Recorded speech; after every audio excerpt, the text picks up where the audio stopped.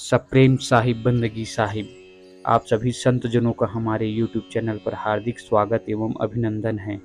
आज का यह वीडियो कबीर पंथ के अद्भुत रहस्य के 16वें भाग की है। आज की इस 16वें भाग की वीडियो में हम सुनेंगे काल निरंजन के 4 विशेष दूतों के बारे में। आज की इस वीडियो में सदगुरु कबीर साहब द्वारा बताए गए काल निरंजन के 4 विशेष दूतों का वर्णन विस्तार पूर्वक किया गया है। आज की यह वीडियो को आप सभी ध्यानपूर्वक जरूर सुनिएगा। सप्रेम साहिब बंदगी साहिब।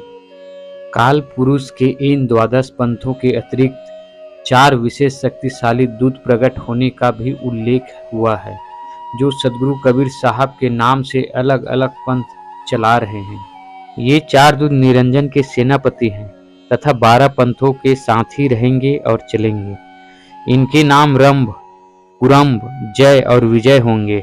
ये 4 दूत समय समय पर देश के विभिन्न भागों में पैदा होकर सदगुरु कबीर साहिब के नाम पर काल पंथों का प्रतिपादन अर्थात संचालन करेंगे। ये चारों दूत कबीर साहब के वाणी वचनों को मनमाने ढंग से उलट फेर करके तथा नए शब्द को रचकर सदगुरु कबीर साहब की छाप भी लगा देंगे। ये दूत कबीर साहब के सत उपदेशों को काट छाट करेंगे तथा सत्य सिद्धांत का खंडन भी करेंगे। चौका आरती व नारियल के पान के अस्तित्व की बहुत निंदा करेंगे। हालांकि साहब के वाणी वचनों को बीच बीच में सहारा लेते रहेंगे और क्रोध अहंकार करते रहेंगे।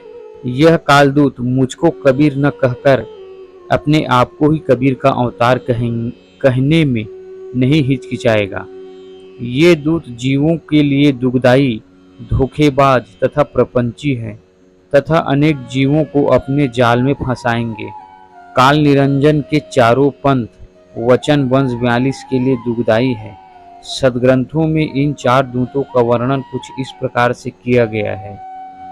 सदगुरु कबीर साहब कहते हैं, 4 दूत कह नायक जानो, 12 पंथ का अगुआ मानो। इन्हीं 4 जो पंथ चले हैं, उलट पुलट तीनों अर्थही हैं। 4 पंथ 12 कर मूला, वचन वंश कह होए हैं सूला। आरती नारियल चौका संहारी, खंडित लोक दीप सब झारी। ज्ञान ग्रंथ और खंडियाँ वीरा, कथनी रमैनी काल गंभीरा। मोर वचन ले करे तकरारा, ते ही फांस फंसे बहु सारा। चारों थार कथे असरारा, नाम हमार ले करे पसारा। आप ही आप कबीर कहाई, 5 तत्व बसी मोही ठहराई। ऐसा काल दुष्ट मति भाई, जीवन कह संशय उपजाई। नाम ध्यान सो दे छुड़ाई, राखे तत्व फांस उर्झाई। अनुभव कही है ग्रंथ वह भाई, ज्ञानी पुरुष संवाद बनाई।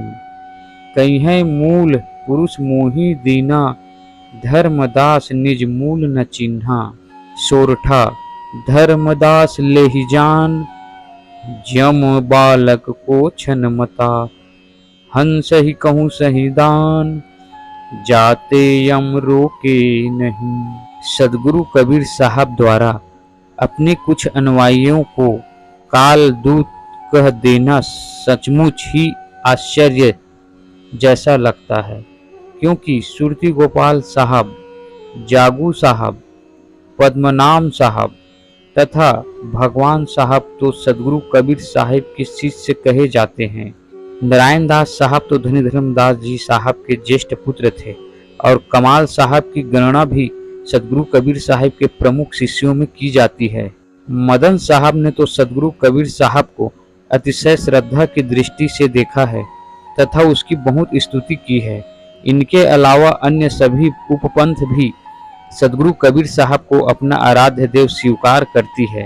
इतना सब कुछ होते हुए भी इन शाखाओं को काल दूतों की संख्या क्यों दी गई है, विचारणीय है। जैसे कि निवेदन किया जा चुका है कि सदगुरु कबीर साहब ने अपने अधिकारी शिष्य धनी धर्मदास जी साहब के गृह 9तम अंश मुक्तामणि नाम साहब के वंश 42 की गद्दी स्थापित की, जो सदगुरु कबीर साहब की अनुपस्थिति में पंथ का सम्यक प्रचार एवं प्रसार करेगी तथा सार शब्द का उपदेश देकर हंसों के तीनों लोक निरंजन के देश से मुक्त कर सत्यलोक तक पहुंचाएंगे। निरक्षर अथवा सार शब्द का भेद वंशाचार्यों में निरंतर प्रवाहित होकर आज तक जीवों लोक का कल्याण करता चला आ रहा है, लेकिन सुरती गोपाल साहब, जागू साहब तथा भगवान साहब की शाखाओं सदगुरु कबीर साहब के जीव मुक्ति भेद सार शब्द को छोड़कर केवल बीजक के पठन पाठन में उलझ गई है। पूरन साहब की बुरहानपुरी शाखा तो सदगुरु कबीर साहब के मूल सिद्धांतों से भटककर जीववादी विचारधारा में प्रस्थापना कर चुकी है तथा वाणी जाल में फंस गई है।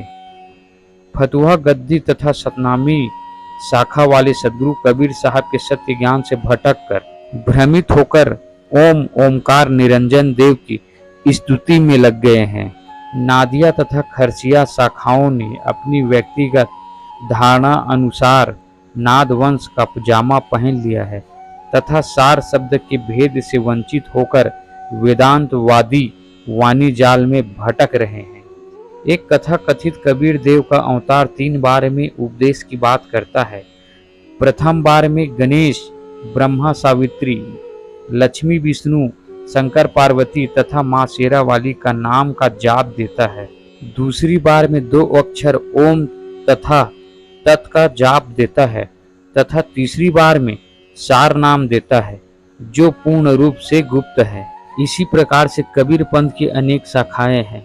कोई शाखा ओहम सोहम ररंकार का जाप करा रही है तो कोई केवल अशब्द का उच्चारण करा रही है। कोई शाखा श्वास को उलटकर साधना करा रही है तो कोई आंख और कान बंद करके झंग शब्द सुनने का उपदेश दे रही है।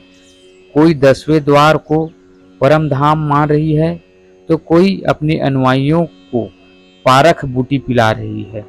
यहाँ तक कि कुछ शाखाएं सदगुरु कबीर साहब की अमर वाणी वचनों का खंडन तथा स्वयं को कबीर का अवतार बताकर जीवों को कुमार्ग में भटका रही है। पंथ की कुछ शाखाओं में तो सड़ी गली एवं प्रदूषित परंपराओं का जन्म हो गया है। संभवतः इन्हीं सब कारणों से कबीर पंथ की इन उपपंथों को सदगुरु कबीर साहब ने काल पंथ का स्थान दिया होगा। सदगुरु कबीर साहब द्वारा अधिकृत वंश 42 की गद्दी के यथार्थ ज्ञान के अभाव में आज संपूर्ण कबीर पंथ की गद्दियां काल दगा से छली जा रहा है। अज्ञान का काम ही अंधकार फैलाना होता है, इसीलिए अज्ञान अकेला ही तो काल चक्र की निशानी है। कबीर पंथ की विषम सोचनी परिस्थिति के संबंध में सदगुरु कबीर साहब ने पहले ही भविष्यवाणी कर दी है। सदगुरु कबीर साहब कहते हैं, जच कछु आगे होए वहारा, धर्मदास मैं कहूँ विचारा। वंश विरोध चले पुनियागे, काल दगा सब पंथ ही लागे। काल पंथ मह प्रगटे आई, ज्ञान मेटी चली है चतुराई। शब्द वंश की निंदा करी है, ममता बांधी काल मुख परी है।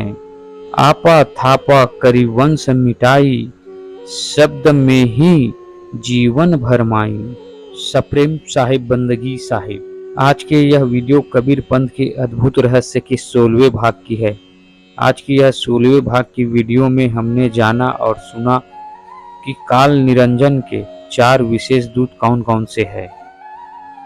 मित्रों, आज का यह वीडियो आपको कैसा लगा हमें कमेंट कर जरूर बताइएगा, और यह वीडियो आपको अच्छा लगा हो तो अपने दोस्तों मित्रों के साथ में से शेयर जरूर करिएगा, ताकि सदगुरु कबीर साहब द्वारा स्थापित कबीर पंथ एवं सदगुरु कबीर साहब के वाणी वचनों का प्रचार एवं प्रसार ज़्यादा से ज़्यादा हो सके।